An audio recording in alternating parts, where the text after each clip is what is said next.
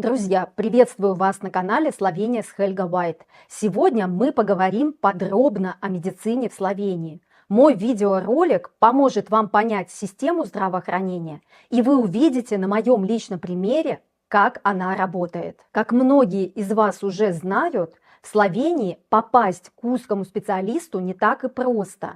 Для начала нужно обратиться к своему терапевту. У каждого человека в Словении должен быть свой терапевт.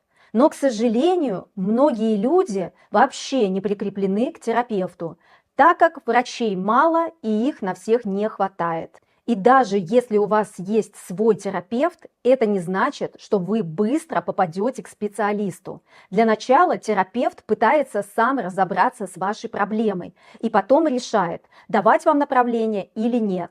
В свою очередь, направления бывают разных видов. Обычное, срочное или очень срочное. От этого зависит, как быстро вы попадете к нужному врачу. Думаю, в моем случае было бы примерно так же. После отпуска у меня заболел желудок. Раньше такого не было, и поэтому я немного заволновалась. Но успокоила себя тем, что в отпуске я поела местной итальянской еды, и, возможно, мой желудок ее не воспринял, и поэтому сейчас болит. Но когда симптомы не прекратились через неделю, я решила обратиться к врачу. И здесь хочу уточнить еще один важный момент. Видя ситуацию в Словении с медициной и нехваткой специалистов, наша семья полгода назад решили оформить дополнительную страховку к основной. Я, например, за эту страховку плачу 35 евро в месяц. По этой страховке можно обратиться к специалисту, минуя терапевта. Страховая компания должна по договору предоставить вам любого специалиста в Словении в течение 10 дней. И я решила обратиться в страховую, чтобы они напрямую меня записали к гастроэнтерологу. В какой-то момент я подумала, что просто себя накручиваю и зря собираюсь идти к гастроэнтерологу. Тем более муж считал, что ничего страшного нет. Попей просто минеральной воды Донат и все пройдет. В итоге я позвонила в страховую компанию в четверг, и на понедельник они меня уже записали к гастроэнтерологу в частную клинику. Большой плюс этой страховки, что страховая компания работает с частными клиниками, и это дает возможность побыстрее попасть к специалисту. К понедельнику мне уже стало легче. Все дни я действительно пила минеральную воду Донат, и мне казалось, что зря я буду беспокоить врача, и проблема не такая серьезная. Но врач к моим жалобам отнесся серьезно. Он назначил мне УЗИ брюшной полости, гастроскопию и кольноскопию, сказав, что раз я раньше не делала кольноскопию, то время пришло. Кольноскопию я действительно не делала раньше, но делала гастроэнтерологию еще примерно 8 лет назад в Санкт-Петербурге. И тогда у меня никаких проблем не нашли. И делала я это просто так, на всякий случай. УЗИ брюшной полости ничего не показало, а гастроскопию и кольноскопию я должна была проходить одномоментно под наркозом. И на самом деле очень боялась наркоза и процесса очистки кишечника. Мне выписали лекарства, порошки, которые я должна была пить, и кишечник должен был очищаться. Причем это лекарство очень противное на вкус. И мне казалось, что я пью какой-то яд. Нужно было за раз выпить сразу литр. Разводишь 4 пакетика в 2 литрах воды и должен 2 литра этой воды выпить до кольноскопии, чтобы кишечник полностью очистился. И вот, когда я так осторожно начала пить это лекарство, даже не лекарство, такое ощущение было, что какой-то вот яд просто пью. Добровольно причем.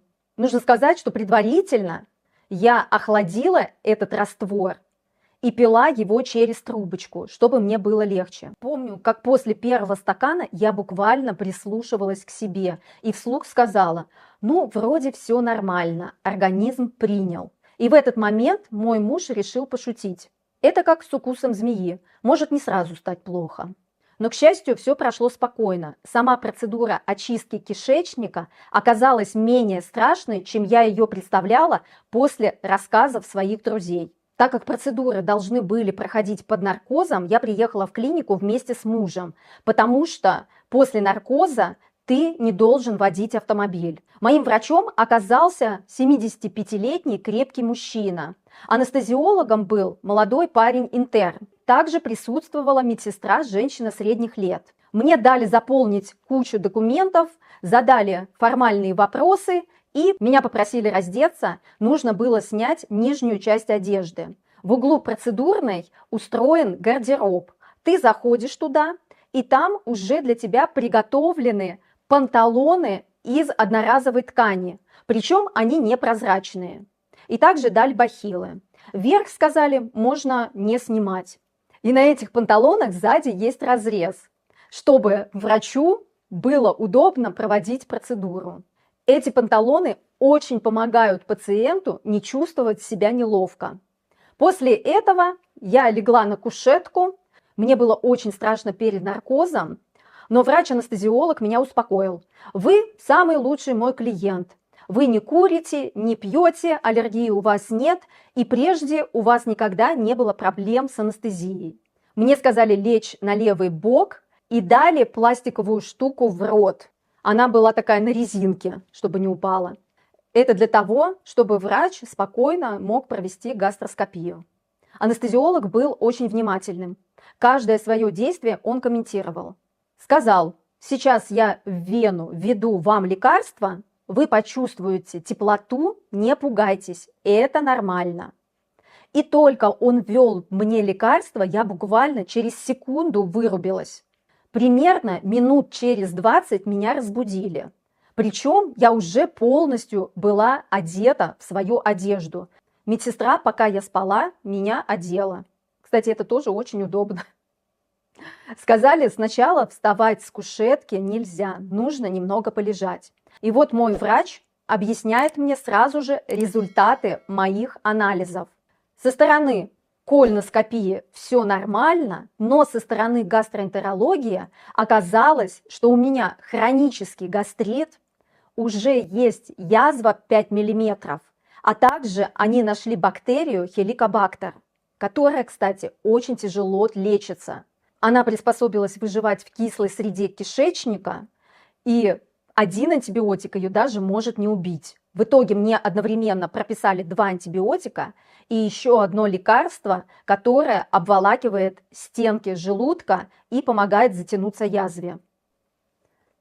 И вы только посмотрите, какую груду лекарств мне выписали, даже в руках не помещается. Кстати, все лекарства в Словении по рецепту.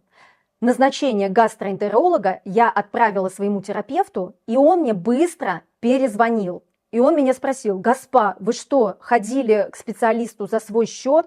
Я ему сказала: «Нет, я ходила по дополнительной страховке».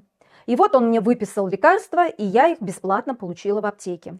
Хоть я и была после наркоза, но догадалась спросить у администратора, сколько стоит процедура. Сколько бы мне пришлось заплатить, если бы не было страховки. И она мне сказала: за анестезию, кольноскопию и гастроскопию вы бы заплатили 700 евро. 700 евро, представляете? А ведь я еще была на консультации у гастроэнтеролога и еще делала УЗИ брюшной полости. В итоге это бы лечение вышло мне не меньше 1000. После этого опыта я поняла, что нельзя игнорировать сигналы своего организма и нужно вовремя обращаться к врачам. Друзья, если вы решите оформить дополнительную страховку, то смело можете мне написать в личку моего телеграма или в инстаграм. Я вам все подробно расскажу. Конечно же, это никакая не реклама. Это рекомендация от чистого сердца. Никакая страховая компания не будет нанимать какого-то блогера, чтобы продвигали ее страховки. И я не работаю страховым агентом. Но, кстати, у меня появилась мысль, а может быть, стоит пойти отучиться и получить лицензию страхового агента. В России я, кстати, одно время работала страховым агентом. Друзья, вот такой рассказ получился. Он, как вы видите, очень искренний. Я ничего не скрыла от вас, все честно рассказала. И буду очень рада, если вы поделитесь своими историями в комментариях. Не забывайте, пожалуйста, также подписываться на канал и ставить лайки. Пока-пока, до новых встреч!